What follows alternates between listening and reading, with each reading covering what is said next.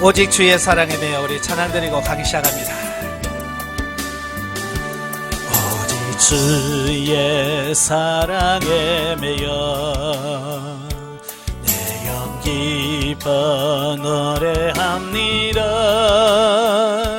이 소망의 언덕 기쁨의 땅에서 주께 사랑드립니다.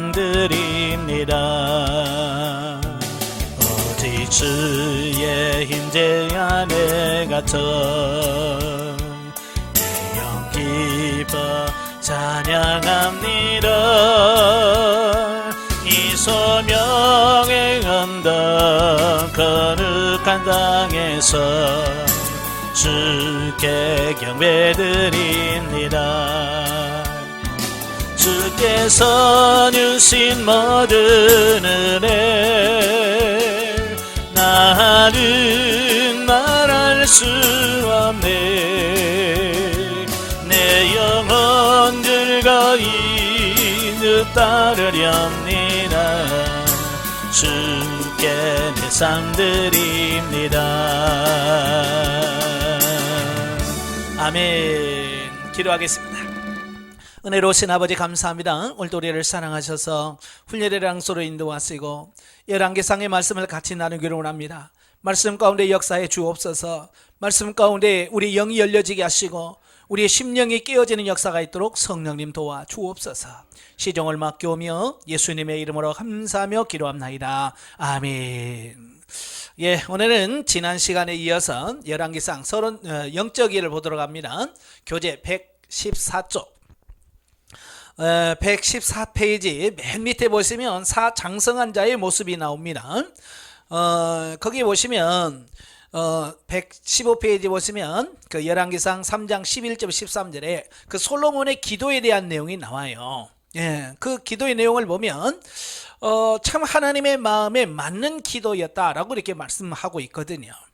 그러니까 기도를 많이 하는 게 중요한 것이 아니라 사실은 하나님의 마음에 맞는 기도가 중요한 거거든요. 근데 그 하나님의 마음에 맞는 기도를 하려면 내가 영적으로 성장하셔야 돼요. 여러분 자녀들 키워와서 아시죠? 어린아이들은 부모의 마음 이해해요 못해요? 아, 죽었다 깨도 못합니다. 말로는 다 해요. 나 엄마 마음 다 알아. 그렇죠? 예, 3살 4살만 돼도 다 말해요. 그런데 실제로 아는 건 아니죠. 오늘 우리도 마찬가지예요. 우리가 영적으로 성장하지 않으면 절대로 하나님의 마음을 이해를 못해요. 그래서 하나님께서 오늘 저와 여러분들을 훈련을 시켜서 영적으로 성장시키는 이유가 뭐냐? 성장하지 아니하면 우리가 하나님의 뜻을 따라 살 수 없기 때문에 그렇다라는 거예요. 자, 우리가 이와 같이 하나님께서 허락하시는 총명과 지혜를 얻을 때 진리의 말씀대로 살 수 있게 될 것이다. 마찬가지로 우리도 솔로몬처럼 성숙하고 장성한 단계에 올라 그 이치에 진리에 의해 올바른 것을 구할 때 하나님께서는 구체적으로 응답하실 것이다. 예. 참 저도 예전에 영성훈련 받기 전에 기도 좀 했어요. 그래도 나름대로 하루에 5시간씩 기도했으면 뭐 그냥 그래도 못한 편은 아니죠. 예. 그런데 문제는 뭐냐? 응답이 안 되는 거예요. 그렇게 산에 올라가서 금식하며 기도해도 응답 하나 받기가 왜 이렇게 어려운지 모르겠어요. 그런데 성장하고 나서는 너무 쉬워요. 응답 받는 게. 심지어는 그리고 우리 기도 안 해도 하나님께서 응답하시는 이런 모습을 보게 돼요. 예, 그런 모습을 보면서 이 성장하면 하나님의 마음과 일치가 되고 하나님의 마음을 이해하니까 그러니까 심지어 구하지도 않아도 주시는 하나님을 발견하게 돼요. 그러니까 영적으로 성장하는 것이 얼마나 중요한지를 제가 말씀드리려고 하는 거예요. 자, 14절에 보면 내가 만일 내 아버지 다윗의 행함같이 내 길로 행하며 내 법도와 명령을 지키면 내가 또 내 날을 길게 하리라 하신 말씀처럼 하나님께서는 우리가 영중심의 신령한 삶으로 살아가게 되면 영육간입니다. 영육간의 축복을 받는 삶으로 인도하실 것이다. 예. 그래서 우리가 하나님 말씀대로 순종해서 내가 영중심으로만 살기만 하면 하나님께서는 영적인 복도 주시고 육적인 복도 허락하시다. 그 모델이 누구냐면 솔로몬이에요. 자, 5번 보시면 성숙 정도에 따라 누리는 축복의 분량도 다르다. 자, 잠시 사울과 다윗을 영적인 차원에서 비교해 보면 사울 왕이 육신 중심의 삶을 살아갔던 인물인 반면 다윗은 영 중심의 삶을 살았던 삶이었다. 사울은 육신적인 것을 추구하다가 전쟁의 상처로 얼룩진 채로 죽어갔지만 다윗은 비록 전쟁 가운데 많은 세월을 고난 속에 지냈지만 그것은 정복의 싸움, 승리의 싸움이었으며 하나님의 약속을 이루어 받게 한 싸움이었다라고 하는 것이에요. 그러니까 사울도 전쟁했고 다윗도 전쟁했지만 그 전쟁을 통해서 누려지는 게 달라요. 결국 사울은 싸우다가 그 전쟁에서 죽어요. 근데 다윗은 어때요? 승리하고 누려지는 있던 이런 부분들을 볼 수 있거든요. 그러니까 같은 싸움이라도 같은 싸움이 아닌 거예요. 차원이 다른 거예요. 자, 육신 중심의 싸움은 욕망을 이루는 수단으로 존재하고 영 중심의 싸움은 진리를 이루어가는 과정으로 존재한다. 이게 굉장히 중요한 말씀이에요. 그래서 전자는 약속을 얻지 못해요. 육신의 욕망을 위한 싸움은 하나님의 약속을 이루지 못합니다. 그러나 후자 진리를 이루는 과정에서 영중심의 싸움은 약속을 이어받습니다. 그리하여 영적인 계보가 성숙하고 장성한 대로 세워지는 단계로 이어짐으로써 솔로몬 때에 이르러 성전을 짓게 되며 다윗은 아들 솔로몬은 번영이 약속된 왕국을 이어받게 되었다. 따라서 이러한 이음줄을 통해 현재적 하나님 나라와 영적인 성숙은 불가분의 관계가 있다는 것을 발견하게 된다. 그러니까 다윗이 이룬 것이 솔로몬이 그대로 이어지잖아요. 그죠? 그래서 우리가 이 세상에 살면서 현세 천국에서 우리가 누려지고 맛본 이 모든 부분들은 뭐예요? 내세 천국과 그대로 연결되어진다는 사실이에요. 그러니까 현세에서 잘 살아야 내세에서도 잘 되는 거예요. 근데 대부분의 성도는 뭐냐? 이 땅에서는 개판으로 살고 천국에 가서 많은 상을 받겠다라고 착각한다면 이건 안 되는 거예요. 왜냐하면 이 현세 천국과 내세 천국은 따로 분리가 된 게 아니라 연결되어 있는 거예요. 아시겠죠? 또 하나님께서는 우리들에게 가나안 땅, 즉 천국을 베풀어 놓으셨다. 그러나 정복하느냐 하지 못하느냐는 우리들이 주어진 말씀의 순종 여부에 따라 소유하거나 얻지 못하는 결과로 이어진다. 하나님께서 친히 선두에 싸워주셨지만 백성들은 불순종함으로써 결국 징계와 저주를 받았던 일을 우리는 알고 있다. 결국 우리는 뭐냐? 얼마나 하나님의 말씀에 순종하느냐. 그 순종하는 여부가 굉장히 중요한데 그 순종도 결국은 영적 성숙과 관계가 있는 거예요. 영적으로 성장한 사람은 순종이 잘 되고 영적으로 성숙하지 않은 사람은 순종이 안 되는 거예요. 자녀들 봐도 그렇잖아요. 나이만 먹는다고 순종하는 거 아니잖아요. 나이가 먹어가면서 철이 들어야 돼요. 그렇죠? 철 안 들으면요 나이 들어갈수록 골치 아파요. 그렇잖아요. 아기 때는 때리기라도 하지. 이건 10대 넘어가면 때리면 더 손해고요. 뭐 20대 30대는 아들 때리겠어요? 도리어 맞지. 그지? 그러니까 성장하면 성장만 문제가 아니라 그 성장한 것만큼 영적으로 성숙해져야 돼요. 아시겠죠? 영적으로 똑같아요. 자, 오늘날도 마찬가지로 하나님께서 동일하게 다스리시고 현재적 하나님 나라에서 동일한 하나님의 백성의 신분으로 살아가지만 삶의 모습이 육신 중심일 때와 영 중심일 때는 너무나 다른 양상으로 그 삶이 전개된다는 사실을 우리는 명심해야 된다. 참 저도 그래요. 지금 단계로 제가요 잠깐만 정신줄 놓아서 육신 중심으로 가면요 벌써 마음의 평안부터 없어져요. 누려지는 게 없어져 버려요. 그런데 정신 차리고 하나님께로 돌아와서 영중심으로 딱 돌아오면 금세 평안이 돌아오고 회복이 되어지면서 마음의 기쁨이 넘치는 이런 것을 보게 돼요. 그래서 영중심에 서느냐 육중심으로 서느냐에 따라서 삶의 방향이 너무 다르다는 거예요. 자, 오늘날 하나님께서는 우리들 가운데 각종 문제를 허락하신다. 우리가 각종 문제로 고통을 받고 아픔을 경험하는 것은 우리가 하나님 앞에 불순종하고 내 육신의 욕망대로 행하고 있다는 증거다. 우리가 하나님의 말씀대로 살지 않으면 우리를 돌이키시려고 하나님께서 우리에게 고난을 주시는 겁니다. 이 고난은 뭐냐? 회개하고 돌아와서 하나님 말씀 살으라는 하나님의 신호예요. 그래서 이 고난마저도 우리 성도들이 받는 고난마저도 하나님의 축복인 거예요. 아시겠죠? 그래서 시편 119편 69절 71절에 보면 고난당하는 시대에게 유익이라 그러잖아요. 이로 인하여 내가 윤례를 배우게 되었다. 고난을 통해서 하나님의 말씀대로 사는 법을 배우는 거예요. 물론 하나님의 채찍은 근원적으로 사랑이요. 축복이지만 우리가 언제까지 채찍질만 당하고 살 수는 없는 노릇이다. 그러죠? 예, 고난은 축복이지만 언제까지 고난만 받고 살겠어요? 빨리 벗어나야죠. 그죠? 그러므로 우리는 좀 더 나은 모습으로 날마다 성숙되어 나가야만 한다. 왜냐하면 하나님의 백성은 성숙하면 성숙할수록 각기 누리는 축복이 달라지기 때문이다. 아멘. 예, 사람도 나이가 먹으면 누려지는 게, 세상에서 누려지는 게 다르잖아요. 그냥 쉽게 얘기해서 드라마를 TV를 본다고 해도 TV 옆에 뭐가 나와요? 몇 세 가, 몇 세 불가 나오잖아요. 그죠? 12세 불가. 그러면 사람도 같은 드라마인데 너는 12살 안 됐으니까 보지만 못 누리는 거예요. 세상에서도 그래. 나이가 성장하지 않으면 누리지 못하는 거예요. 어떤 15세 가, 15세 불가, 20세 불가, 이런 거 나오잖아요. 예? 세상에서도 육신적인 것도 나이가 먹어야 누려지는 게 달라요. 영적인 부분은 다를까요? 똑같아요. 영적인 부분도 내가 얼마만큼 성장했느냐에 따라서 누려지는 부분이 각기 다르다라고 하는 사실을 보게 되어집니다. 예. 솔로몬은 이렇듯 성숙하고 장성하여 하나님이 거하시는 성전을 건축하는 축복을 받았다. 그러한 축복은 지금도 동일하다. 출애굽기 31장에서 보듯이 성전은 하나님이 명하신 식양대로 짓는다. 신약의 성전, 곧 우리의 심령 성전은 진리의 말씀대로 순종하는 삶과 신령한 은사를 동원하여 세워져 가는 것이다. 예. 그리고 한 걸음 더 나아가 그러한 과정을 통해 완성된 성전에서 날마다 주님과 동행하는 생명적인 삶을 살아가게 되는 것이다. 그러므로 영적으로 성숙한 자가 받아 누릴 축복은 실로 엄청나다라고 할 수 있다. 우리가 이 세상에서 누릴 축복 중에 하나님이 친히 동행하시는 축복보다 더 큰 축복이 어디 있겠는가? 근데 사람들은 이걸 몰라요. 하나님과 동행하는 축복이 얼마나 큰지를 몰라요. 예.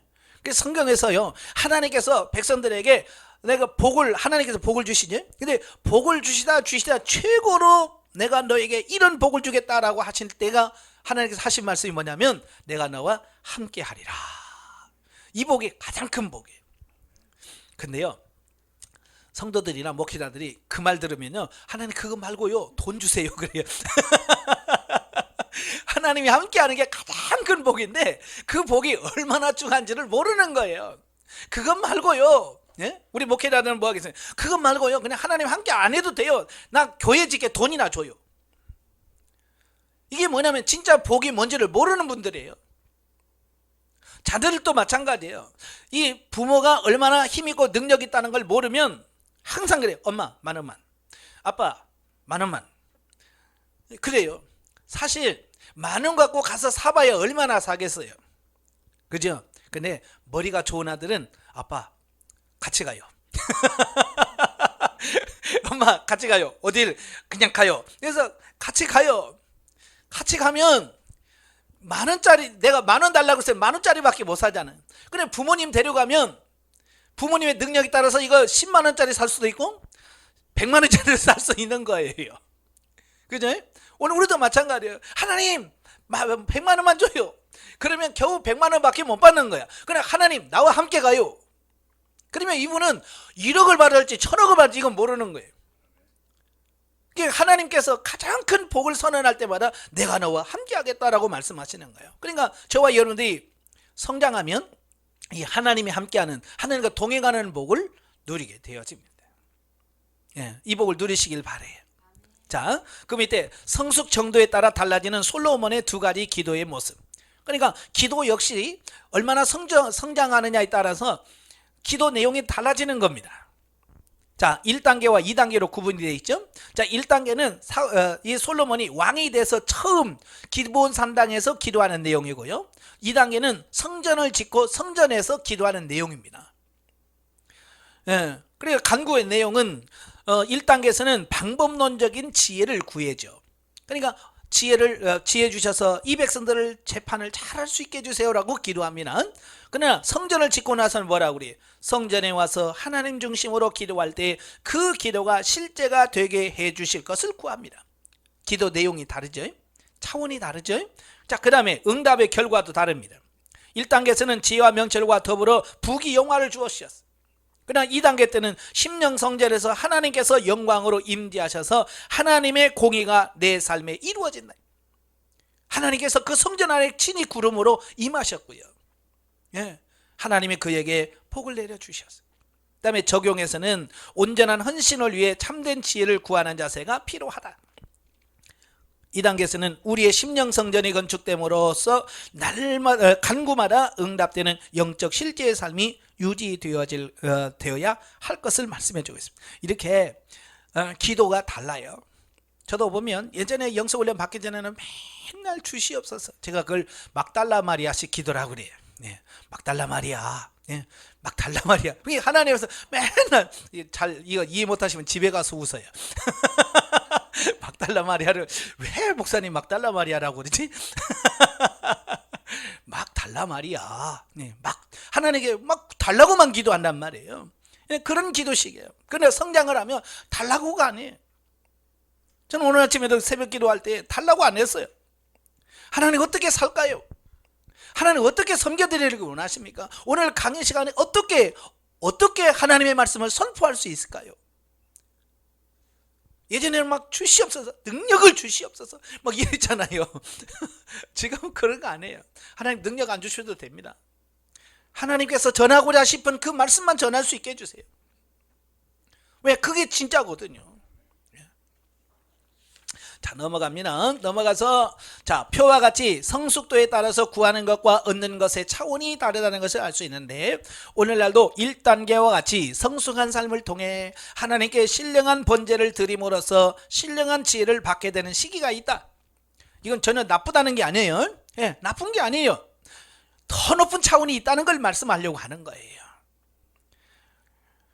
여기서 지혜란 하나님의 말씀대로 사는 능력을 말한다. 이 지혜를 통해 주의 뜻을 쫓아 말씀대로 살게 됨으로써 온전한 헌신을 이루게 되고 영육간의 축복을 얻는 과정을 보여주는 것이다. 이 과정은 반드시 필요하고요, 또 거쳐가야 하는 과정입니다. 근데 문제는 뭐냐, 그 단계에 머물러 있다는 게 자꾸 문제예요. 그러니까 우리는 좀 가다가 잘 되면 그냥 여기서 여기가 좋사오니 하고 그냥 머물러 버리는 거예요. 영성훈련 받다가도 그래요. 어느 단계 가면 하나님 음성이 들려지고 은사가 좀 되면 그 다음 단계가 있는데 그 다음 단계를 몰라요.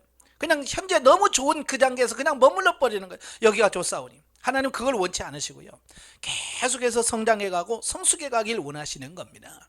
예. 또한 2단계와 같이 우리의 영육간에 누리는 축복을 통해 신령한 집으로 지어져 감으로써 날마다 주님과 동행함을 통해 우리의 삶을 하나하나 점검받는 진일보된 신앙으로 발전하게 된다. 자, 이게 정상적인 신앙인 거예요. 자, 이것은 구체적인 삶의 행위에 따라 공의를 베풀어 달라는 솔로몬의 기도의 내용처럼 우리의 삶 또한 하나님의 임재 가운데서 하나님의 통제를 받으면서 살아드릴 수 있게 해달라는 기도가 이루어져야 한다. 그러니까 어떻게 살아드릴 것인가, 하나님의 마음에 합한 삶을 어떻게 살 것인가, 자, 이 부분에 다 초점이 맞춰지는 거예요, 기도가.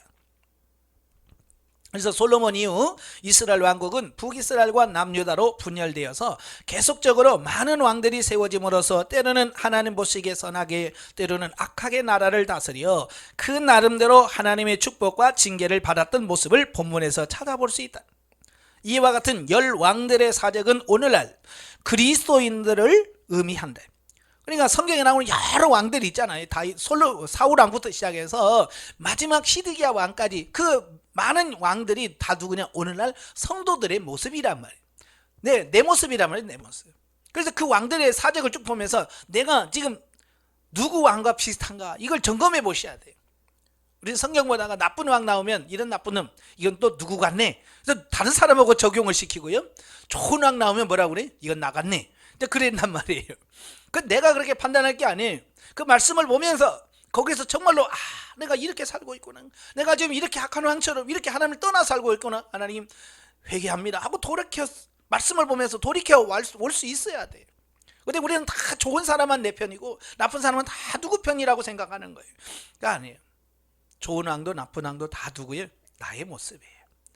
그러니까 하나님 말씀대로 살지 못하는 왕의 모습을 보면서 혹시라도 내 안에 그런 속성은 없는지 점검해 보셔야 돼요. 우리는 그 열왕 중에서 솔로몬을 대표적인 모델로 삼아 그의 모습을 통해서 우리가 어떻게 성숙해야 갈 것인가를 살펴보았다. 우리가 진리의 말씀을 따라 살기만 한다면 이스라엘의 많은 왕 중에 솔로몬의 전성기를 기준으로 하여 그가 자기 나라를 정결하게 하고 지혜와 부귀를 재료 삼아 아름다운 성전을 건축했던 것과 같이 우리의 영혼 몸을 신령한 몸으로 세워져 가는 데 전력을 기울여야 할 것이다. 네. 6. 영적 실제의 삶. 자, 우리가 이제 영적 실제다라고 하는 말을 많이 쓰게 되는데요. 과연 영적 실제라고 하는 게 뭐냐? 자, 이걸 정확하게 알고 써야 되겠죠.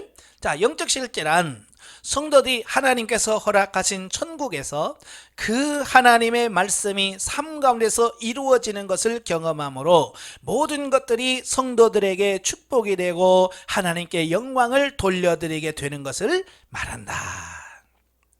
그러니까 영적인 것이 우리의 삶 속에서 그대로 이루어지는 것, 그게 영적 실제라고 볼 수 있습니다. 자, 이것은 단순히 경험주의 또는 체험주의가 아니라 예수님께서 뭐라고 그래요? 아버지와 나는 하나다 라고 말씀하셨던 것 같이 우리 삶 가운데서 실제로 삼일체 하나님과 하나가 되어야 한다는 신앙적 당위성을 이야기하고 있는 거예요. 그러니까 성경에서 말씀하는 것이 그냥 이론이 되면 안 돼요. 제가 예전에 그 산상수훈을 읽으면서 무슨 생각을 했냐면 사람이 어떻게 이렇게 살아? 제가 가지고 있던 게 그런 거예요. 예? 오리를 가자면 심리를 가지고 겉옷을 달면 소각발이 되고 뭐 오른밤을 주면 왼밤도 돌려대고, 예? 이런 거 가능해요? 원수를 사랑하는 거 가능해요? 저는요 그거 읽으면서 이건 불가능한지 어떻게, 그냥 이건 이렇게 살았으면 좋겠다는 이상적인 이야기야. 사람은 못 살아 이렇게 생각했거든요. 근데 영성훈련 받으니까 그게 아니더라고요. 그냥 하나님께서 뭐 살지도 못하면서 이상적인 거 이런 걸 바라보면서 살아 이게 아니거든요. 실제로 이렇게 살아야 된다라고 말씀하고 있는 거거든요. 그러니까 그렇게 살아지는 것, 그게 뭐냐, 영적 실제인 거예요. 그래서 진짜로 영성훈련 받고 성장해 가다 보니까 정말 원수를 사랑하게 되고 오리를 가자면 심리를 가질 수 있게 되고, 예? 속옷을 달면 겉옷까지 줄 수 있는 마음이 되더라고요. 그러니까 예수님께서 우리가 살 수 있다고 보셨기 때문에 주신 거지, 못 사는 말씀을 주신 것은 아니래. 만약에 우리가 살지 못하는 말씀을 주셨다면 이건 하나님이, 이건 불공평한 거지. 우리가 못 사는 것을 한다는 것은. 근데 하나님께서 분명히 우리에게 살 수 있다고 보셨기 때문에 그런 말씀을 주시고 명령을 주신 거거든요. 그러니까 이건 못해가 아니라 못한다면 정말로 하나님 내가 이렇게 살려고 하는데 안 됩니다. 살 수 있게 해주시옵소서라고 기도하면서 그 말씀이 실제가 되도록 몸부림치는 그런 삶이 필요하다. 아시겠죠? 자, 오늘날 하나님을 믿는다고 하는 우리가 하나님과의 구체적인 영적 교제가 없이, 그분과의 실제적인 인격적 만남이 없이 어떻게 능력 있는 그리스도의 삶을 영위해 나갈 수 있겠는가? 지금껏 우리가 말해왔던 모든 신앙적인 용어들, 이를테면 영적인 삶이라든가 신령과 진정으로 드리는 예배 등은 사실상 너무나 관념적이었고 막연했다. 이미 영이라고 하는 말에서부터 현실과는 다른 먼 훗날의 세계를 연상하고 그나마 좀 깊이 있게 들어간다고 해도 본능적 차원에서 조금 격상된 이상적인 행동이나 단어버린 육신의 감정의 수준을 벗어나지 못하는 것이 현대 살아가는 기독교인들의 신앙적 현주소다. 예. 그러니까 영적인 삶을 산다고 했을 때 정말 영이 중심이 돼서 하나님 말씀을 사는 차원이 아니라 기도 조금 많이 하고 은사 조금 많이 나면 그건 영적이라고 생각하는 거예요. 그리고 다른 사람보다 화 조금 덜 내고 성질 조금 덜 내고 이러면 저 사람은 진짜 영성이 잘 됐어 라고 말한다는 거예요. 전혀 그렇지 않아요. 자, 그러나 기독교 신앙은 결코 관념적이거나 막연한 것이 아니고 구체적이며 실제적인 거라는 거예요. 오늘날 현실의 삶 속에서 실현되어져야 하는 말씀이 이루어져야 한다는 말이에요. 그러니까 그게 이루어지지 않으니까 사람들이 관념적, 사변적이란 말이에요. 이론만 알고 있지 실제가 안 되는 거예요. 여러분 신앙인들 보세요. 말로는 누가 당합니까? 말로는 기독교인 못 당합니다. 오직 했으면 예수쟁이, 말쟁이 그럴 거예요. 이건 말은 잘해. 근데 삶 속에서는 안 나와. 왜? 이미 사변적 신앙이 되었기 때문에 그래요. 자, 우리의 삶 속에서 구체적인 그분과의 만남과 지속적인 교제를 통해서만이 비로소 내 삶이 변하고 환경이 바뀌고 관념적이던 영적 삶이 실제적으로 경험된다는 사실을 발견하게 될 것이다. 예. 그러니까 이건 머리로 되는 게 아니에요. 예. 많은 분들은 그래요. 나 그 책 읽어봤어. 다 알아. 알면 뭐합니까? 사라지지 못하는데. 예. 살지 못하면 아무 의미가 없어요. 우리는 영성은 뭐냐? 아는 수준에 멈추는 게 아니라 그 말씀대로 사라져지는 데까지 가야 돼. 그래야 비로소 그게 영성이라고 말할 수 있는 거예요. 자, 1. 그러면 영적 실제가 이루어지지 않는 원인이 뭘까? 그렇게 영적 실제를 원하는데 왜 안 될까? 자, 사람은 세상에 태어나자마자 누가 가르쳐주지 않는데도 울거나 엄마의 젖을 먹는 행동을 한다. 이것이 뭐냐? 본능이란 말이에요. 유치원에 가고 학교를 다니기 시작하면서 초보적인 사회생활을 경험하고 성인이 되어 경쟁사회 속에서 내던져지면서 세상의 법칙을 철저하게 터득하고 세상적으로 적응하지 못하면 도저히 살아갈 수 없다는 이 세대의 흐름 속에 속아 삶을 살아갑니다. 우리가 살고 있는 현대를 뭐라고 경쟁사회라고 그러잖아요. 그렇죠? 그러니까 나면서부터 애들은 막 경쟁에 떠밀리는 거예요. 유치원에 가서도 경쟁하고 초등학교 가서 학교 가도 경쟁하고 계속 경쟁 속에서 살 수밖에 없습니다. 예. 그 경쟁 속에서 살다 보니까 우리가 하나님의 말씀 못 살아. 그럼 왜 하나님의 말씀 못 사냐? 바로 이 세상의 논리에 우리가 이미 져서 그래요. 그러니까 예수 안 믿는 사람만 그런 게 아니라 예수 믿는 사람들도 다 뭐요? 학원 보내야 돼. 이렇게 가지고 안 된다. 너 공부 못해서 안 된다. 뭐 계속 그러면서 자녀들에게 막 하잖아요. 그게 성경적 원리에서 나온 게 아니라는 얘기예요. 그죠? 그걸 내려놓아야 돼. 여러분 세상 꼭 공부만 잘해야 잘 사는 거 아니잖아요. 그죠? 꼭 경쟁에서 1등만 해야 잘 사는 거 아니잖아요. 세상에 1등 해가지고 망한 사람들 많잖아요. 머리 좋아가지고 잘못된 사람 많잖아요. 우리는 좀 공부는 뒤처지더라도 정말 하나님의 말씀으로 사는 이 삶을 사는 사람으로 바뀌어지는 이게 제일 중요한데 우리 교회에서도 이 세상의 경쟁 논리 이 원리에 그냥 같이 가는 거예요. 그래서 뭐 집사님, 권사님, 심지어 목사님들도 막 뭐예요? 그래도 세상에서 잘 살아야 돼. 아파트는 어떻게 사야 돼. 막 이래가지고요. 똑같아. 안 믿는 사람이나 이 내용 머리가 똑같아. 가치관이 똑같다는 말이에요. 왜? 세상의 논리에 우리가 잠식당해서 그래요. 우리는 세상의 논리로 사는 게 아니에요. 성경의 원리, 영적 원리에 대해서 살아야 돼요. 아시겠죠? 예, 그거 하려면 쉽지 않아요. 저도요. 예전에 안양에서 목회하면서 성경적 원리를 가르치면 집사님들이 그래요. 목사님, 그래가지고 세상에 못 살아요. 그렇게 살다가요 세상에서는 못 삽니다. 세상에는 왜? 밟고 올라가야 되거든요. 그죠? 다른 사람을 밟고 올라가야 내가 승진하더니 뭐가 되는데 뭐래? 저 줘라, 양보해둬라. 그러니 그 원리 가지고 어떻게 세상에 살겠냐고요. 못 산다는 거예요. 그래도 우리는 살아야 됩니다. 우리는 세상의 바보가 되어야지 똑똑한 사람으로 살면 못 삽니다. 영적 실제는 똑똑한 사람은 절대로 안 됩니다. 바보가 돼야 돼요. 예수님 바보가 됐잖아요. 그렇죠? 예수님 몰라서 뭐 재판 받을 때 사내들은 공회에서 재판 받을 때 의장 이거 불법이요 라고 못했을까요? 다 알아. 예수님도 이거 새벽에 그렇게 붙잡아다 이렇게 새벽 미명에 재판장도 아닌 곳에 가서 재판장의 집에 가서 재판을 다 불법이라는 거 알아요. 다 알아도 예수님 뭐예요? 말없이 그걸 다 받아치시잖아요. 예. 오늘 우리도 마찬가지예요. 몰라서 당하면 진짜 바보지. 그런데 우리는 알면서도 속아주고 알면서도 넘어가 주는 거예요. 가끔 교회 오면 그 뭐 돈 달라고 도와달라고 하는 사람 오잖아요. 벌써 오면 딱 보면 알잖아요. 근데 그 사람들은 도와주면요, 아싸 내가 목사 속였어 이런단 말이에요. 속은 게 아니거든요. 속아준 거거든요. 그러니까 속아준 거하고 내가 몰라서 속는 거하고는 분명히 달라요. 예. 그래서 우리가 이걸 잘 아셔야 돼.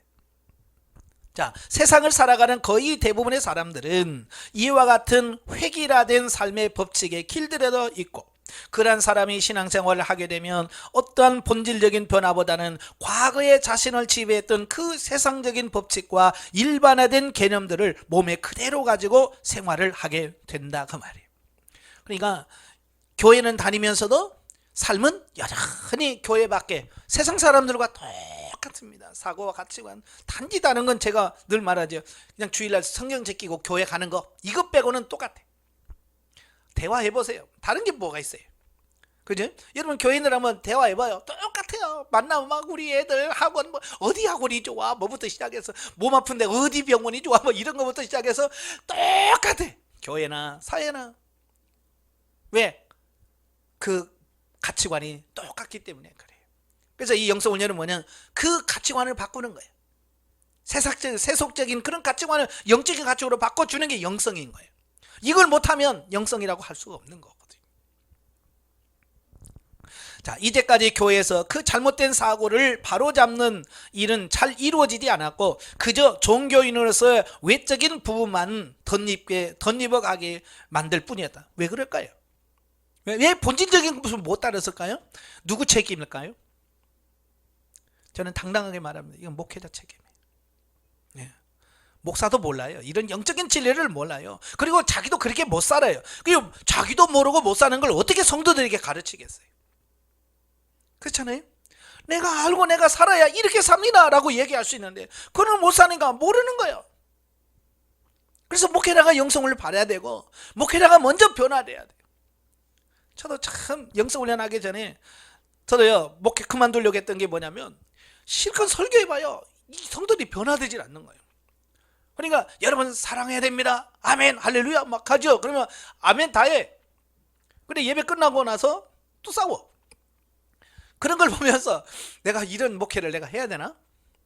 저렇게 변화되지 않는 인간들을 데리고 내가 목회를 해야 되나? 이것 때문에 갈등을 했어요. 근데 영성훈련 만나고 보니까 그들의 문제가 아니라 내가 문제였어요. 내가 변화되지 못하고 내가 살아들지 못하고 이게 너무 하나님 앞에 너무 죄송한 거예요. 그래서 제가 울면서 영성훈련 받은 거예요. 정말. 그리고 성도들, 예전에 성도들 탓을 많이 했거든요. 근데 하나님, 성도 탓이 아니라 내 탓입니다. 내가 살지 못한 거고, 내가 제대로 가르치지 못한 거고, 내가 저들을 바르게 일깨우지 못한 내 책임입니다 라고 하나님께 회개하면서 기도했습니다. 그래서 제가 영성훈련에서 변화되니까 변화되라고 안 해도 변화되더라고요. 예. 내가 바뀌니까 바뀌어. 내가 안 바뀌고요, 아무리 성도들과 변화 뭐 백날 얘기해봐야 하나도 안 바뀝니다. 그래서 제가 영성훈련 하면서 그래, 내가 바뀌면 다 바뀌고 내가 안 바뀌면 아무도 안 바뀐다. 예. 가정에서도 똑같아. 가정에서도 내가 바뀌면 다 바뀌어요. 그래서 영성훈련 처음 오신 분들은 남편이 어떻고 아내가 어떻고 막 그래요. 다 본인 탓입니다. 그러면 처음에는 막 뭐라고, 왜 내가 탓이냐고, 모르니까 그런다고 나한테 그래. 근데 3개월 4개월만 딱 되면 목사님 말이 맞아요 그래. 그러면서 간증이 나오는 게 뭐냐, 목사님 남편이 바뀌었어요. 그럼 제가 꼭 그래요. 그런 말 하지 마세요. 남편이 바뀐 게 아니라 본인이 조금 바뀐 거예요. 본인이 조금 바뀌니까, 그죠? 본인이 조금 바뀌니까 남편이 바뀐 거예요. 본인이 하나도 안 바뀌면 남편이 죽어도 안 바뀝니다. 우리도 마찬가지예요. 성도가 바뀌었다? 내가 바뀐 거예요. 내 자녀가 바뀌었다? 내가 바뀐 거예요. 근데 내가 안 바뀌면 아무도 안 바뀌는 거예요. 그러니까 내가 얼마나 영성이 잘 되냐, 내가 얼마나 많이 변화되냐는 것은 우리는 목회자는 성도들 보면 돼. 성도들이 어떻게 변화되어져 가는지를 보면 나를 알 수 있어요. 또 가족 식구들을 보세요. 자녀들을 보세요. 정말 이 자녀들이 변화되어져 가는 거예요. 정말 변화되어 간다면 내가 변화된 거예요. 그러나 자식들이 변화되어 가지 않으면 내가 변화되지 않은 거예요. 그래서 상대방은 나의 거울이라고 하는 말을 제가 많이 하거든요. 그러니까 상대방을 보면서 나를 봐야 돼요. 근데 우리는 상대방을 그냥 거울로 보지 않고요, 그냥 상대방을 보면서 왜 그딴 식으로 살아, 왜 그렇게 해, 왜 이렇게 손가락질만 한단 말이에요. 왜 거울로 보지 못해? 왜 성장하지 못했어요? 현대에 살아가는 그리스도인들이 풀지 못하는 고민거리는 바로 신앙생활과 사회생활 가운데 엄연히 존재하는 괴리감이다. 오늘날 교회는 현대인들의 이러한 고민을 해결해 주는데 특별한 힘을 발휘하지 못하고 있는 것이 사실이다. 그렇죠? 많은 성도들이 고민하는 게 뭐예요? 교회에서 강단에서 외치는 설교와 새해 나가서 삶의 차이가 너무 나는 거예요. 안 맞는 거예요. 안 맞는 거예요. 사랑하라 그러는데 세상에서는 사랑하면 안 돼요. 예? 어떻게 경쟁해가지고 남들을 어떻게 깔아뭉개야 내가 올라가니까. 이 삶 속에서 이 성도들을 굉장히 고민하고 갈등하고 있는 거거든요. 그럴 때 바르게 어떻게 살아야 된다는 것을 우리 목회자들이 그들에게 가르쳐 줘야 돼요. 예. 단적으로 말해 우리가 과거에 가지고 있던 모든 생각과 방법은 모두 육신의 생각에서 비롯된 것으로서 그것들은 아무리 고상해져도 결국은 사망이다. 그죠? 육신의 결과는 사망이라고 로마서 8장 12절 13절 말씀해 주고 있잖아요. 예? 사도 바울은 로마서 8장에서 육신의 생각은 사망이요 영의 생각은 하나님과 원수가 된다라고 말합니다. 그리고 육신으로는 도무지 하나님을 기쁘시게 할 수 없다라고 로마서 8장 5절부터 8절까지 말씀해 주고 있습니다. 이건 이미 지금부터 2000년 전에 사도 바울이 자기가 살아보면서 경험한 게 그런 거야. 아, 육신의 생각으로는 안 되는구나. 육신은 하나님과 원수가 되는구나. 이걸 철저하게 깨달아야 돼요. 근데 2000년이 지난 오늘날도 우리 목회자들이 이걸 못 깨달아요. 그래서 어떻게 해요? 육신으로 어떻게 뭔가 해보려고 노력하는 거예요. 사도 바울이 이미 5000년 전에 이거 안 돼! 라고 포기했거든요. 선언했어요. 육신으로는 안 돼! 이건 죽음이야! 사망이야! 라고 했어요. 근데 2000년이 지난 지금도 우리는 그걸 못 깨달아. 왜 그러는데? 왜 육신이 하나님과 원수가 되는데? 이러고 있단 말이에요. 얼마나 답답하겠어요. 우리가 수십 년간 신앙생활을 해오면서도 하나님을 만나는 경험이 없고 하나님의 말씀이 내 삶 가운데서 살아 역사하는 영적 실제를 경험하지 못하는 것은 바로 하나님을 만날 수 있는 영의 통로가 아닌 오히려 하나님과 원수가 되게 하는 육신의 통로, 다시 말하면 육신의 방법으로 신앙생활을 해왔기 때문이래. 굉장히 중요한 사실입니다. 예, 하나님은 영이셔. 왜 우리 인간을 영적 존재로 만들었을까요? 예, 영이신 하나님과 우리 인간이 만날 수 있는 길은 우리가 영적인 사람이 되는 길밖에 없어요. 그래서 로마서 4장에 뭐라 우리 하나님은 영이시니 예배하는 자가 영과 진리로 예배를 해야 된다. 하나님은 이런 예배자를 찾으신다. 우리가 영적인 사람으로 바뀌지 않으면 영신 하나님과 못 만나요. 육신으로 막 살면서 하나님 찾아봐야 하나님과 연결이 안 된다니까요. 그러므로 영적 실제의 삶은 철저하게 세상으로 길들여진 내 선지식과 육신의 고정관념이 바뀌는 것으로부터 출발한다. 이게 제일 중요한 겁니다. 이 가치관이 안 바뀌면요 절대로 안 돼요. 물론 내 육신의 의지로는 불가능하다. 따라서 하나님 앞에서 철저하게 자기를 부인하고 그 다음에 일거수일투족을 성령님께서 지도하시는 인도해 주실 것을 구하면서 힘쓰고 애씀으로 성령께 자신을 드리는 의지가 필요하다. 이 세 가지. 첫째, 자기를 부인하는 거예요. 예, 자기를 부인하는 거예요. 그 다음에 일거수일투족을 성령님께 지도 인도를 구하는 것. 이거 뭐예요? 묻는 기도예요. 하나님 어떻게 할까요? 라고 하나님께 계속해서 묻는 기도를 해야 돼요. 그 다음에 세 번째로 힘쓰고 애씀으로 하는 자신의 의지가 필요한 거예요. 그냥 가다 보면 되겠지 그게 아니에요. 그렇게 살아보려고 몸부림치고 기도하고 그럴 때 성령님께서 도우셔서 되는 거예요. 그러나 현실적인 차원에서 바라보면 어리석고 바보스러울 것이다. 그러나 그 외적인 손해를 감수하며 순종할 때의 영적 실제의 삶은 이미 시작되었다라고 말합니다. 그러니까 이 영성적 삶은 세상과 육신적인 관점에서 보면 바보처럼 보일 수밖에 없습니다. 왜 그렇게 사냐? 그래서 영적인 삶을 살려면 결국 세상에서 바보처럼 살아야 되는데 오늘날 교회 안에서 목회자나 성도나 누가 바보처럼 살려고 그래요? 다 똑똑하게 살려고 그러죠. 그러죠? 가서 성도들한테 이 바보야 한번 해봐요. 뭐라고 하겠어요? 난리 나지? 또 누가 와서 목사님 바보예요. 그러면 여러분 기분 좋아요? 바보 소리 듣고 기분 좋은 사람 없어요. 그래서 우리가 영적인 삶을 못 사는 거예요. 바보라는 말을 들어서 맞아요. 나는 세상에 바보예요. 나 같은 사람 없습니다. 이건 바보예요. 라고 세상에 바보가 되어야 정말 영적인 삶을 살 수가 있어요. 근데 바보가 되려고 안 해. 다 다들 공부 많이 하고 해서 똑똑하려고만 해요. 목사님들이 요즘 뭐예요?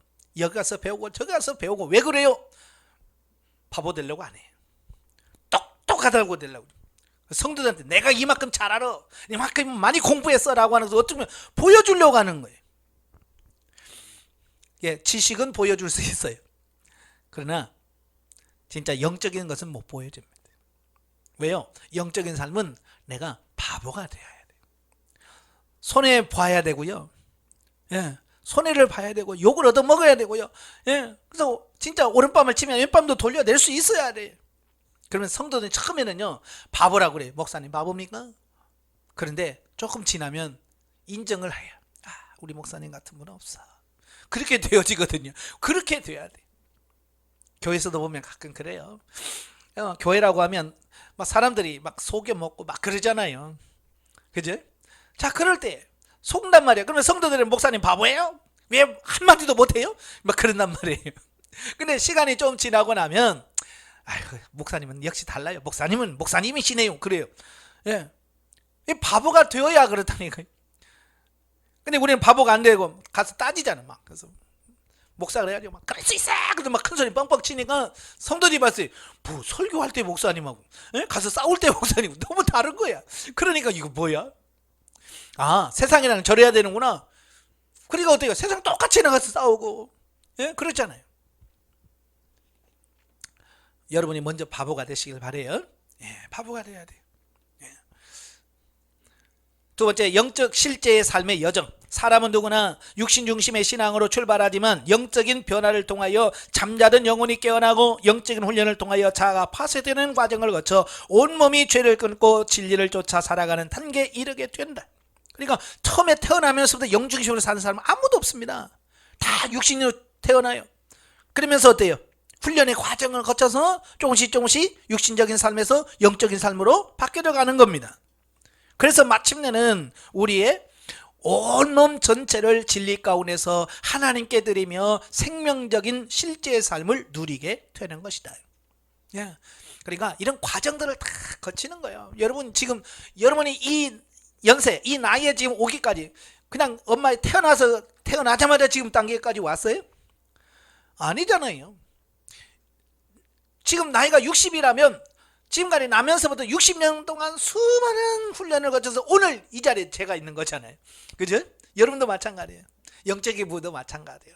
단단한 게 보면 연세가 많아도 광야 거쳐야 되고, 연세가 아무리 많아도 요단을 건너야 되고, 영적으로 여리고가 무너져야 되고, 지리 단계로 가야 되고, 생명력 이거 다 거쳐 가야 되는 과정. 그래야 성장하는 거예요. 자, 그 표를 한번 보세요. 신앙의 연조. 그 다음에 이제 구분이 되어 있죠. 초신자, 성장 단계 신자, 성숙한 신자. 이걸 이제 구분을 해놨어요. 성경적 인물로 보면 초신자는 사울이 대표적인 인물이고요. 그 다음에 다윗은 성장 단계 신자의 예표하는 인물이고, 성숙한 신자는 솔로몬으로 이렇게 구분할 수 있습니다. 그 다음에 영적인 단계로 보면 초신자는 사울은 육신 중심의 삶이고, 다윗은 영적 과도기, 육신적인 삶에서 영적인 삶으로 넘어가는 그 과도기. 그래서 다윗은 정말로 많은 훈련을 받잖아요. 그죠? 영적인 성장의 과도기이기 때문에 그렇단 말이에요.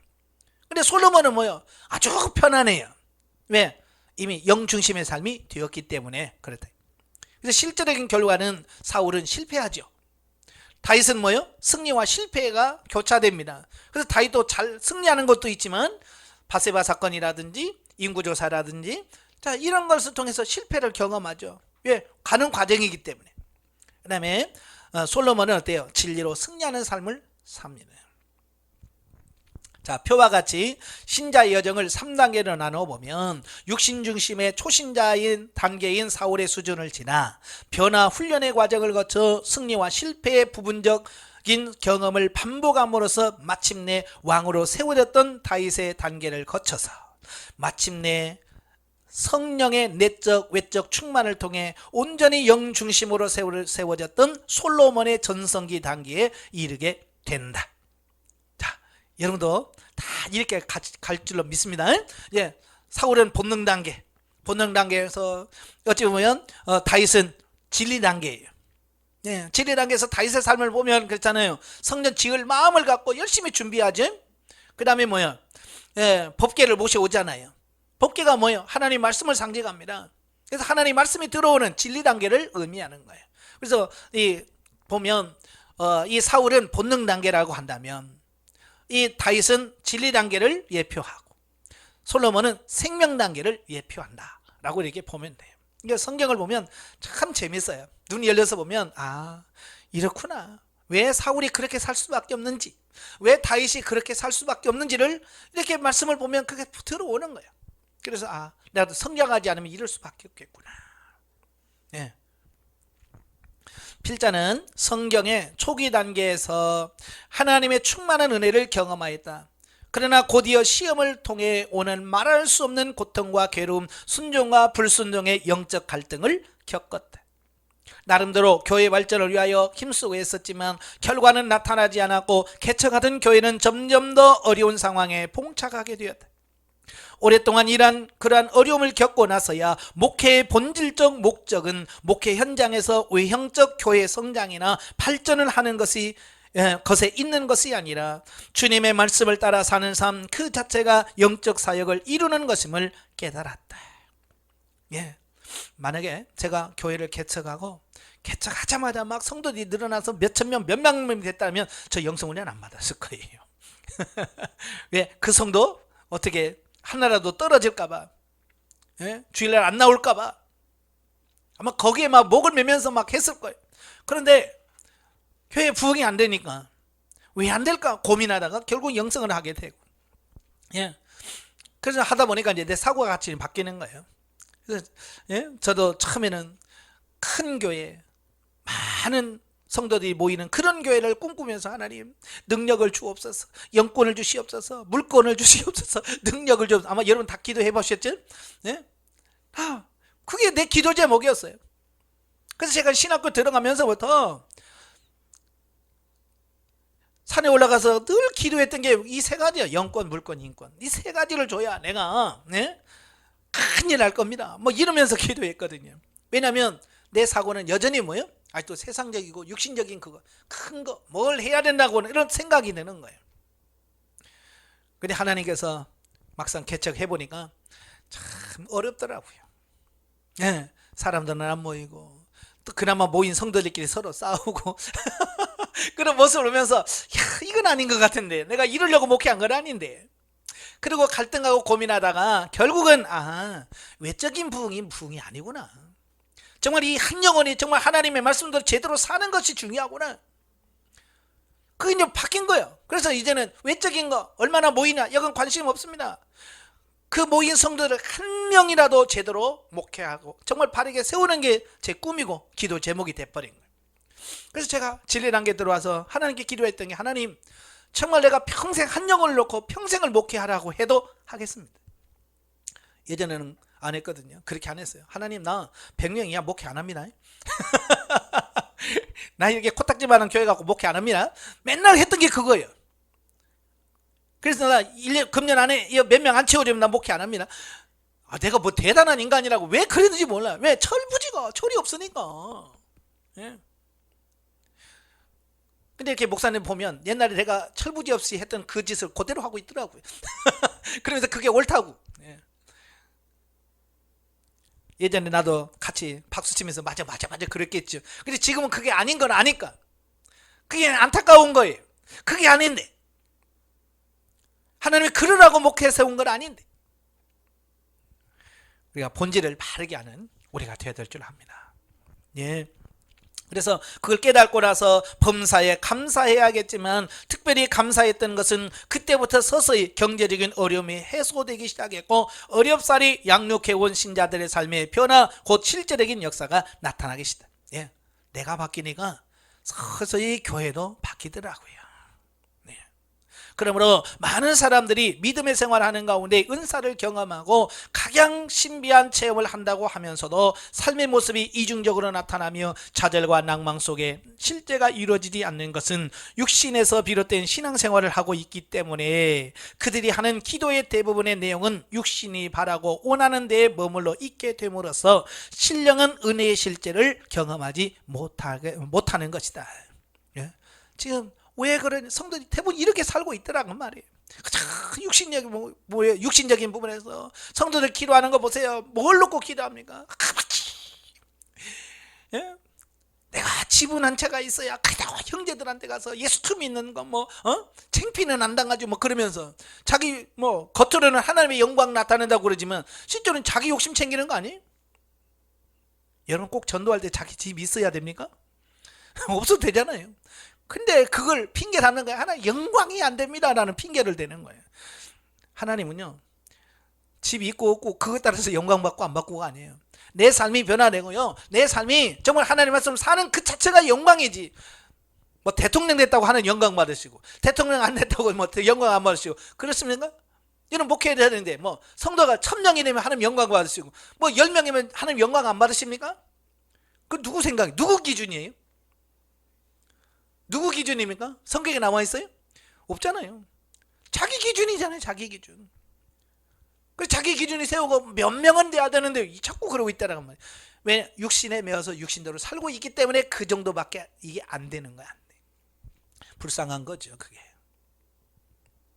자, 하나님께서는 오히려 그들이 바라고 원하는 것을 파쇄시키심으로써 내적인 성장을 이루게 하신다. 자, 우리가 살펴보았듯이 사울의 단계와 다윗의 단계 그리고 솔로몬의 단계에 이르러 영육 간의 풍성한 축복을 누리게 되는 것처럼 우리도 이와 같은 발전적인 과정을 통해 신령한 것과 더불어 육신적인 축복까지 팔아 누리게 되는 것이다. 그러니까 처음에는 잘 안 돼요. 그러나 솔로몬처럼 이렇게 장성하게 되면 다 되는 거예요. 자기가 생각하는 것보다는 훨씬 더 좋은 결과를 가져오게 된다는 것을 기억하시고 열심히 우리는 변화훈련 성장 성숙하는 데 초점을 맞추시기를 바라요. 언제나 나는 저렇게 목회하는, 나는 언제나 저런 교회 건축하는 이런 거 그거 내려놓으세요. 그거 안 해도 돼요.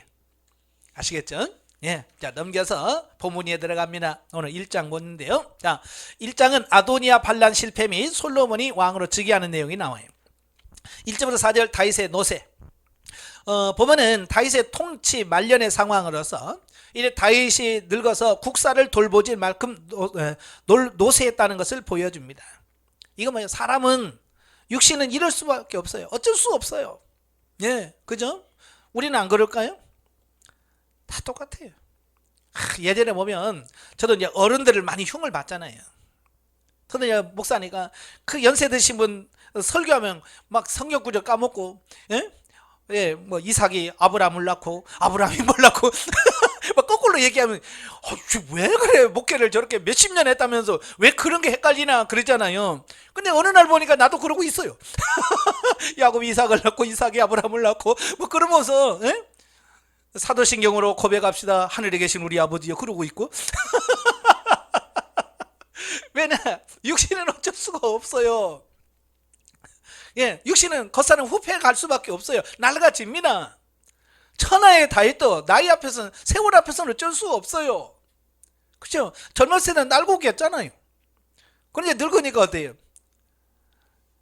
그 아비삭의 도움을 받아야만 뭘 먹고 이렇게 하는 단계까지 가는 거예요. 그러니까 육신에다가 겉사람에다가 중심을 두고 신앙생활을 하면 후패하는 거예요. 많은 사람들이 나이 들어서 아이고 삶은 많이, 왜 그래요? 겉사람에다가 관심을 모든 걸 갖추었기 때문에 그래. 왜 예전처럼 자유롭지 못하지? 그러니까 막 한스러워하는 거야. 영적으로 보면 얼마나 그게 좋은데요. 그죠? 속사람이 날로 새로워지는 계기가 돼요. 자, 다윗은 이때 나이가 고희를 바라보았다. 왜냐하면 다윗이 30세의 왕이 오르잖아요. 그래서 헤브론에서 7년 반 다스리고 예루살렘에서 33년을 다스렸어요. 그러니까 계산해 보면 70살이 되죠. 70이 넘은 나이예요. 결국 하나님의 마음에 합한 자로서 분열되었던 이스라엘을 통행하고 위대한 업적을 쌓았던 다윗도 이제 원기를 잃고 임종을 눈앞에 두게 되는 것이다. 다윗은 이미 솔로몬을 그의 후계자로 내정했던 것으로 보인다. 그럼에도 불구하고 다윗은 아직 솔로몬을 공식적인 후계자로 반포하지는 않았기에 아도니아가 이런 틈을 타서 스스로 다윗의 후계자로 자처하는 반란이 일어나게 됐다라고 하는 사실이에요. 아마 아도니아도 자기 아버지가 솔로몬을 이미 점 찍어놨다는 걸 아는 거야. 그럼에도 불구하고 아직 공포 안 했잖아요. 내 후계자는 솔로몬이야 라고 안 했어요. 그러니까 아도니아가 이거 한번 하면 될 것 같은데 이제 그런 거예요. 그래서 도전하는 거지요. 자, 우리도 어쨌든 애매할 때, 교회에서 목회할 때 애매할 때 문제가 돼요. 목사의 어떤 처신이 애매할 때 성도들이 오해할 수 있거든요. 그래서 진리에 대해서는 명확하셔야 됩니다. 안 되는 건 안 된다, 되는 건 된다고 그래야 돼요. 저도 이제 가끔 저희 집사람하고 조금 언쟁을 하는 게 뭐냐, 안 되는 건 안 되는 거지 라고 제가 말하거든요. 단호할 건 단호해야 되는 거예요. 근데 우리는 아이고 시대가 그러니까 뭐 그냥 대충 해, 이렇게 되면 어떻게 해야 되겠어요? 근데 진리를 모르면 성도들이 대충 간다니까요. 그러니까 저는 그래요. 항상 진리가 아닌 것은 양보해라. 진리가 아닌 것은 양보해라. 그냥 진리만큼은 안 된다. 그러니까 성경에서 예를 들어서 이런 거예요. 교회에서 싸우는 거 보면 큰 거 갖고 싸웁니까? 아주 시시한 거 가지고 싸우죠. 뭐 주일 식사를 하니 마니 예배 시간을 오후 2시로 하니 3시로 하니 뭐 이런 거 가지고 싸운다면, 아이고 2시에 예배 드리면 뭐하고 새벽 드리면 뭐합니까? 3시 상관없어요. 저녁에 예배 드리든 정말로 하나님 앞에서 진짜 예배 드리면 이게 중요한 거지, 시간이 중요한 게 아니야. 근데 상도들은 그 중요하지 않은 시간 가지고 싸우는 거예요. 아니 뭐 꼭 저녁 7시에 예배만 드려야 하나님께서 예배 받으셔요? 새벽기도 꼭 5시에만 해야 하나님이 5시에 일어나셔서 예배 받으시나요? 아니잖아요. 6시 하면 어디 덧납니까? 저 이런 거예요. 그러니까 그런 부분에서는, 진리가 아닌 부분에서는 성도들이 어떻게 신앙생활을 잘 할 수 있는 부분을 따라서 할 수 있는, 자유로울 수 있는 거예요. 그러나 목사님 우리 교회다가 불상 하나 갖다 놓지요. 그러면 어떡하겠어요 여러분? 그건 안 돼. 이건 진리니까, 하나님 말씀이니까 이건 안 돼. 다 나가도 어쩔 수 없어요. 너희 다 나가도 나는 이건 허락하지 안 돼. 이런 단호함이 있어야 돼요. 그 단호함이 필요해요. 어쩌면 다윗도 마찬가지예요. 내가 솔로몬이야 딱 못을 박아놨더라면 아도니아도 이제 해봐도 안 되는구나 이거 포기했을 텐데, 그냥 내정만 해놨지 발표도 안 했고, 그러니까 후지부지 하는 거, 이거 뭐 어떻게 하면 될 것 같은 이런 부분이 생기는 거예요. 그래서 교회에서도 마찬가지예요. 이단들이 목회자가 애매할 때, 그죠? 신천지대에서 과감하게 해서 과감하게 해야 되는데 혹시라도 성도 나갈까봐, 이래서 과감하게 하지 못하니까 여기는 해도 되나 보다. 그래가지고 신천지가 막 들어와서 막 휘젓고 다니는 거 아니에요. 명확해야 돼요. 이게 명확해야 될 건 명확해야 되고요. 그렇지 않은 부분에서는 품어줄 수 있어야 돼. 자, 5절부터 10절에 보면 아도니아의 모반이 생깁니다. 자, 보면은 다윗의 무기력함을 이용해서 야심가인 아도니아가 군사 지도자인 요압과 종교 지도자인 아비아달과 모의해서 스스로 이스라엘 왕으로 자처했음을 보여줍니다. 아도니아는 아마도 첫째, 그가 비록 다윗의 넷째 아들이긴 하지만 현재 살아있는 다윗의 아들 가운데 최연장자로서 왕이 쓴 게 1순위다. 그죠? 그 후에 암몬이 있었죠. 암논이 있었죠. 압살롬이 있었죠. 어떻게 다 죽었잖아요. 이제 없어졌어요. 그러니까 아도니아가 네 번째 아들인데 이제 자기가 어쩌면 서열상으로는 최고예요. 그러니까 내가 내 차지야. 그리고 두 번째는 뭐예요? 또 다윗의 총애를 받았어요. 한 번도 다윗한테 너 그딴 식으로 살면 안 돼 이런 말을 들어본 적이 없어요. 잘 사는 거죠. 그 다음에 요압과 아비아달들의 충동으로 말미암아 교만해져 왕의 찬탈을 계획했던 것이다. 또 옆에서 또 이렇게 해다는 사람이 있거든요. 요압이 빨리 해야 됩니다. 이거 이때 기회 잡아야지. 이거 안 잡으면 안 됩니다. 뭐 이런 사람들 있잖아요. 목회하면서 이런 사람 옆에 있으면 안 됩니다. 절대로 여러분 목회하면서 목사님이 최고예요 막 그런 사람 있죠. 경계 1호입니다. 근데 가끔 거기에 넘어갑니다. 예. 항상 보면 교회에 문제를 일으킨 사람 누구냐? 목사님 최고예요. 뭐 영적으로 최고입니다. 막 설교 최고예요. 이런 사람들 뒤에 가서 뒷담화해요. 예. 그런 사람들 말 들으시면 안 돼요. 아시겠죠? 예. 그래서 옆에서 바람 넣는 사람들 조심해야 돼요. 참 가끔 보면 참 옆에서 바람 넣는 사람들 때문에 목사 된 사람도 많아요. 처음에는 목사 될 생각도 없고 기도도 없었는데 옆에서 자꾸 신학하라고 신학에 했어요. 또 신학하는 난 그래 알았어 신학만 할게. 그런데 좀 있으면 막 안수 받으라고 옆에서 막 해가지고 사명도 아닌데 안수 받고 나중에는 이것도 못하고 저것도 못하고 그 어중된 사람 얼마나 많아요. 제발 남 말 듣고 하지 마세요. 정말 내 사명이 목사인지 내가 정말로 목회를 해야 되는지에 대한 부분을 가지고 정말 하나님과 1대1의 관계 속에서 정말 하나님의 너에게 사명이라 그러면 목숨 걸고 해야죠. 굶어 죽더라도 해야죠. 그런데 옆에서 자꾸 찔러대는 사람 말 듣고 안 해야 될 사람이 되는 경우가 너무 많잖아요. 저는 너무 많이 막 그런 분들을 봐요. 그런 사람이 되면 안 돼요. 아시겠죠? 예. 그러나 아도니아는 왕을 세우고 폐하시는 일이 하나님의 주권적인 사역임을 깨달지 못하였기에 그의 모반은 숲으로 돌아가고 말았다. 여러분 왕은 자기가 되고 싶어 되는 게 아니에요. 하나님이 세워야 돼요. 목사도 마찬가지예요. 내가 되고 싶다고 되는 게 아니에요. 하나님이 세워야 돼요. 사명을 주고 물론 나시린 제도처럼 자원해서 하나님 제가 사명은 목사는 아닌데도 내가 하나님을 해서 내가 평생 하겠습니다 할 수 있어요.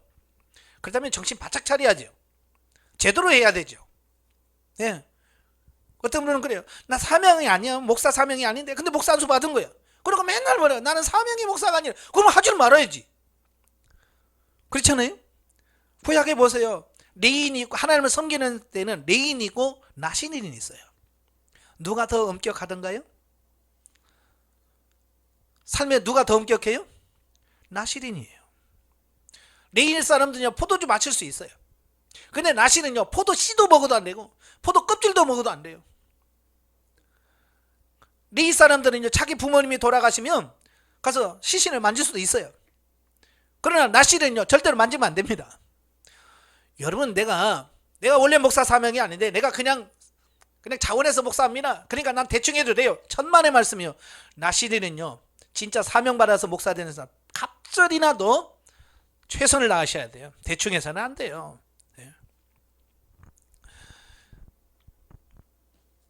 하나님 목사를 세우고 안 세우고 왕을 세우고 안 세우고는 하나님이 세우는 거예요. 근데 아도니아는 자기가 어떻게 해보려고 하는 거예요. 그게 문제예요. 그래서 실패한 겁니다. 자 11절 31절에 보면 선지자 나단의 계책과 다윗의 결단. 보면은 아도니아의 왕이 창탈 시도를 저지하려는 선지자 나단과 밧세바의 노력과 하나님의 뜻을 실현하려는 다윗의 결단을 볼 수 있다. 사실 나단에게 있어서 아도니아의 모반을 저지하는 일이 매우 화급한 일이 아닐 수 없다. 왜냐하면 만일 아도니아의 왕이 등극이 기정사실화된다면 나단 자신의 정치 생명이 끝나면 물론 반대했으니까 또 솔로몬과 밧세바는 생명을 보존할 수 없게 될 뿐만 아니라 정적은 제거하는 게 그때 당시에 관례거든요. 수청 대상 1호죠. 그 다음에 솔로몬을 통해 뜻을 이루고자 하시는 하나님의 계획에 중대한 차질이 생길 위험성이 있기 때문이다. 그래서 나단은 아도니아의 모반을 저지할 목적으로 밧세바를 다윗에게 보내어 사건의 진상을 알리게 하고 또한 하나님의 뜻을 상기시키면 물론 그 자신도 다윗에게 나아가 하나님의 언약에 기초하여 충언을 아끼지 않음으로써 솔로몬으로 왕위에 오르게 하는 다윗의 결단을 얻어내기에 이른다. 그러니까 여기서 나단의 지혜가 필요한 거예요. 충언한다고 해서 막 가지고 직접 하는 게 충언이 아니고요. 미리 나단은 자기가 가기 전에 밧세바를 통해서 미리 가서 한번 말을 하게 하고 그리고 나서 하나님 말씀을 전하는 어떤 이런 부분이 이게 지혜거든요. 그래서 우리는 항상 지혜가 필요한 거예요. 설교할 때 저도 옛날에 많이 그랬어요. 뭐 설교 내 말이 틀렸어? 제가 많이 썼던 말이 그게. 내 말이 잘못했어? 성경에서 뭐 잘못했어? 그래 다 성들이 아니요 목사님 말이 100% 맞아요. 근데요 마음에 안 들어요. 나중에 보니까 제가 하나님 뜻을 전하는데 뭐가 지혜가 부족해서. 우리 말이 아다르고 어다른 말이 있다잖아요. 그죠? 그러니까 하나님 말씀을 전할 때 어떻게 전하느냐에 따라서 그걸 받아들일 수도 있고 배척할 수 있단 말이에요. 그걸 뭐냐? 우리가 지혜가 있어야 돼요. 그러니까 설교할 때 항상 하나님 지혜를 주세요. 어떻게 설교를 해야 부딪히지 않고 하나님의 말씀을 전하고 싶어하는 하나님의 말씀을 전할 수 있을까요? 그래서 항상 지혜를 구하셔야 돼요. 전에도 그 나단 선지자가 다윗을 책망하러 왔을 때도 그렇잖아요. 가가지고 다윗한테 아싸 이제 왕 죽었어 나한테 내가 다 알아 이랬으면 어떻게 됐을까요? 왕이 저놈 죽여라 그러면 죽을 수도 있잖아요. 그러니까 나단이 그렇게 하지 않잖아요. 동네에요 부자가 있고요 가난한 사람이 있는데요 하면서 쭉 가잖아요. 그래 왕이 그런 놈은 4배나 갚아야 되는데 막 그러면서 성질 내고 있을 때 뭐라 그래? 당신인데요 그게. 자 그러면서 하나님의 말씀을 전하잖아요. 그게 설교라도 같은 하나님의 말씀이라도 그냥 직접적으로 때리는 것보다 나단처럼 이렇게 예화를 들고 그래서 그 하나님의 말씀을 받아들일 수 있도록 오늘도 자기가 먼저 가서 이야기하기 전에 밧세바를 통해서 먼저 이야기를 해서 충격을 완화시키지. 그 다음에 자기가 들어가서 또 하나님께서 전에 왕이 이렇게 말씀하지 않았습니까? 라고 하면서 하나님의 뜻으로 바꿔가는 이 지혜가 필요한 거예요.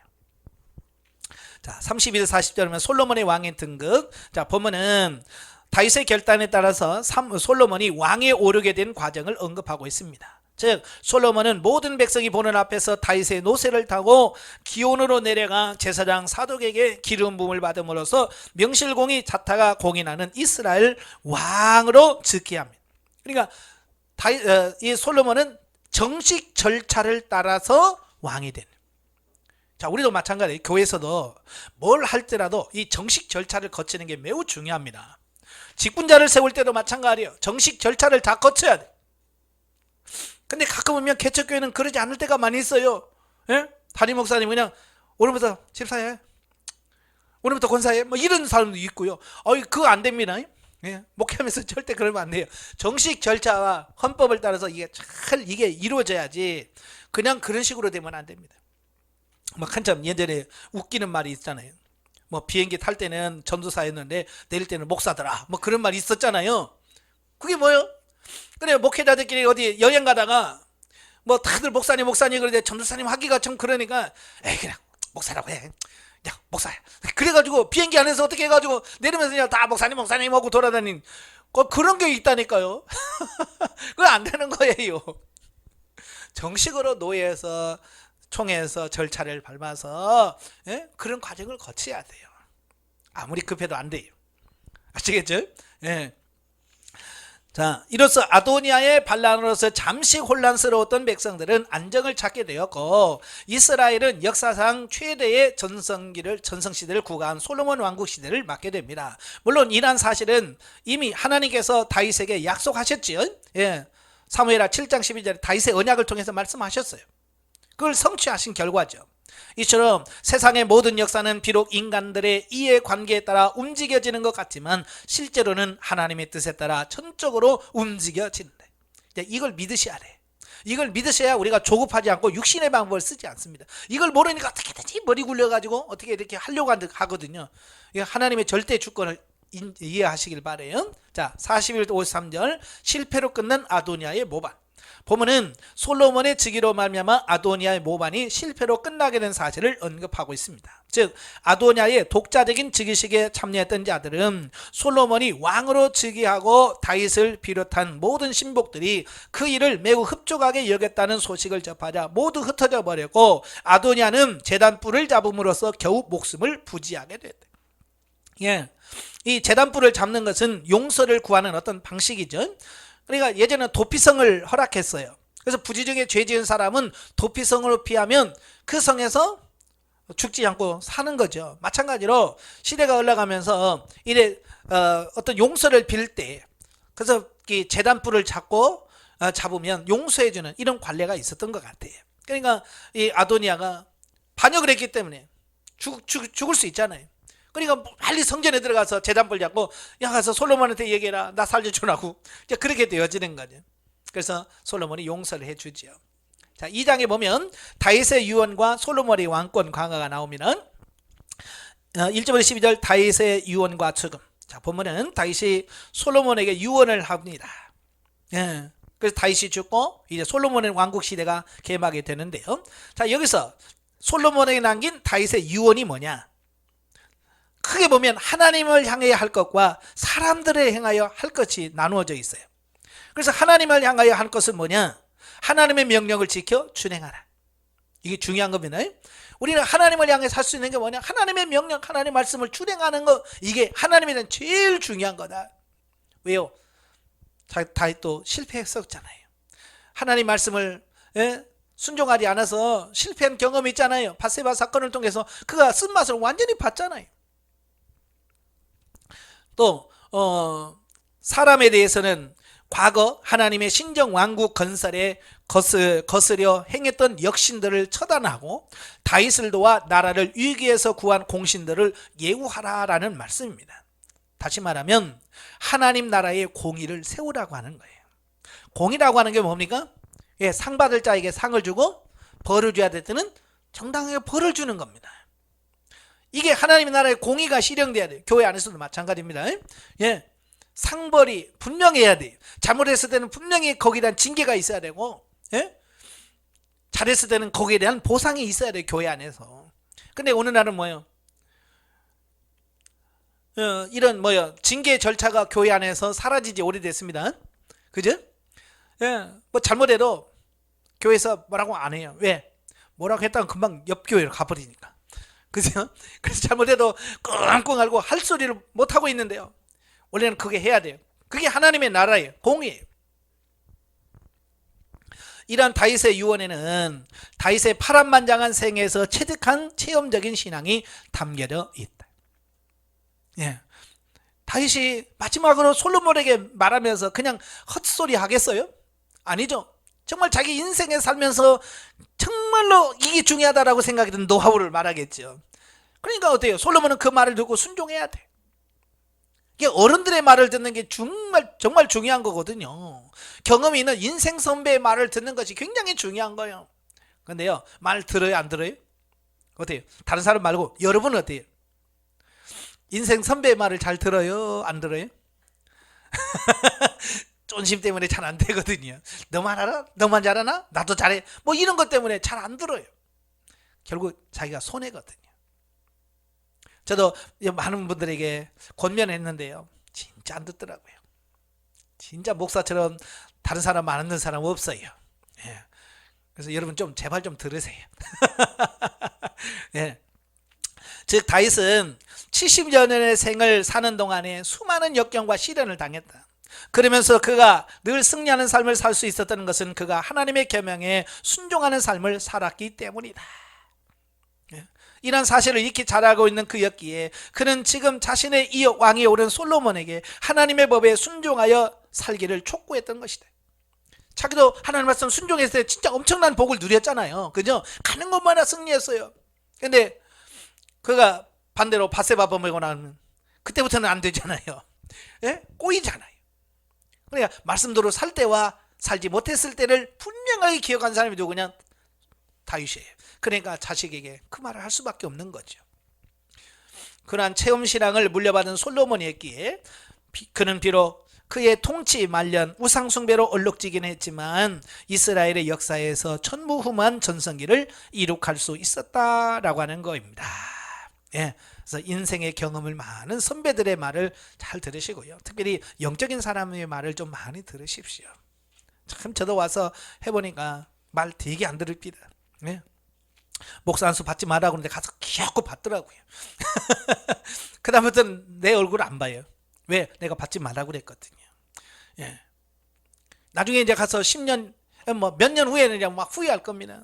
저는 많은 분 만났어요. 하지 마라. 목사 안수 받지 마라. 근데 옆에서 자꾸 받으라고 한다고 해서 받아. 지금은 어떻게 하냐고. 어떻게 해? 받았으니까 감당해야지. 그러니까 이런 부분들은 신중하게 우리가 잘 들으셔야 돼요.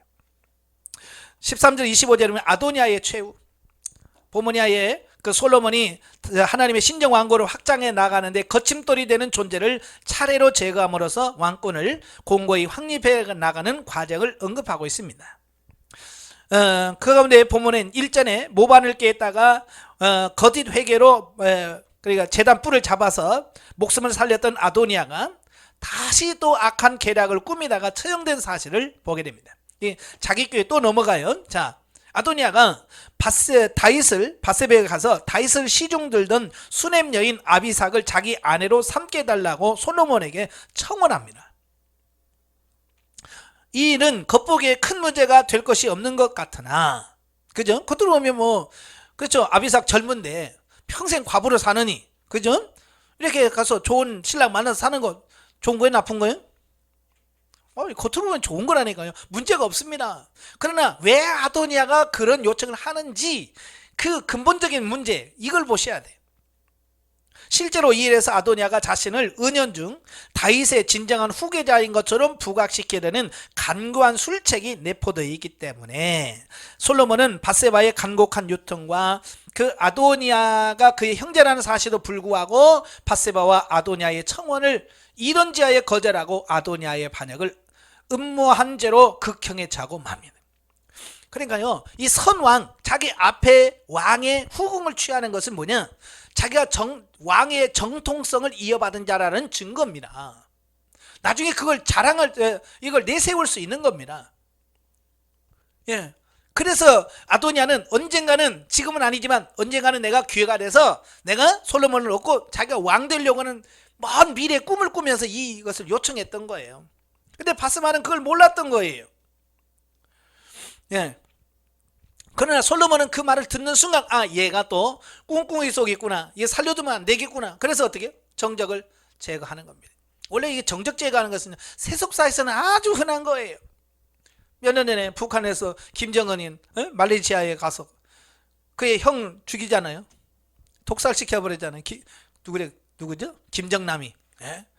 이 세속사에서는요, 이렇게 정적 제거하는 것은 그냥 쉬워요. 자, 이런 것은 우리가 구속사적인 입장에서 이걸 바라봐야 돼요.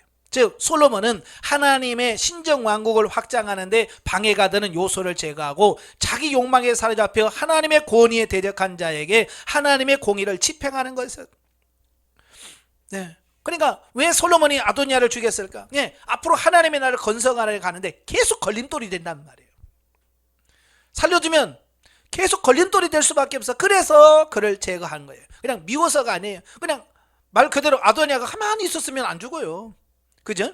근데 자기가 스스로 자기가 죽음의 자리로 가는 거죠. 26절 35절 아비아달과 요압을 수청하는 솔로몬.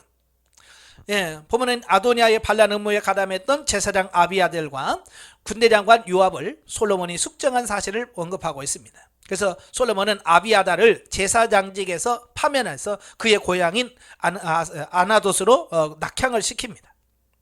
예, 이 아비아달의 파직은 종교인으로서 생명을 다했다는 점에서 엄청난 징벌이 아닐 수 없다. 그죠? 너는 이제 평생 동안 제사장직 끝 하지 마. 이건 뭐 사망 선고랑 비슷한 거죠. 오늘 뭐 목사에게 너 오늘부터 목사하지 마. 뭐 이건 뭐 어쩌면 목회 생명에서 사망 선고랑 같은 거지. 예. 또한 아비아달은 제사장직은 파멸은 폐역한 엘리 가문에 대한 하나님의 예언 성취라는 점에서 중요하다. 이로써 이다말 계열의 제사장직은 종말을 고하게 되고 이후부터는 사독 가문이 제사장직을 수행하게 됩니다. 이건 엘리 제사장 때 이미 그 사무엘 선지자 입을 통해서 말씀했잖아요. 그 예언이 이때서 성취되었다는 것을 보게 되고요. 다음으로 솔로몬은 아비아달이 숙정되었다는 소식을 듣고 생명을 부지하게 해서 여호와의 장막 성전으로 들어가서 제단 뿔을 잡고 있는 요압을 극형에 처합니다. 예. 아까 설명드렸죠. 예, 제단 뿔을 잡는 거. 자, 그 이유는 뭘까? 제단 뿔을 잡았으면 용서해 주는데 왜 요압은 잡았는 대로 불구하고 솔로몬이 그를 끌어내서 죽여라라고 말합니까? 예, 도피성이나 이 재단뿔을 잡는 것은요, 부지 중에 실수했을 때, 그죠? 부지 중에 실수했을 때 그대를 용서해 주는 거지, 고의적으로 하는 것은요, 이 도피성에 들어가도 어때요?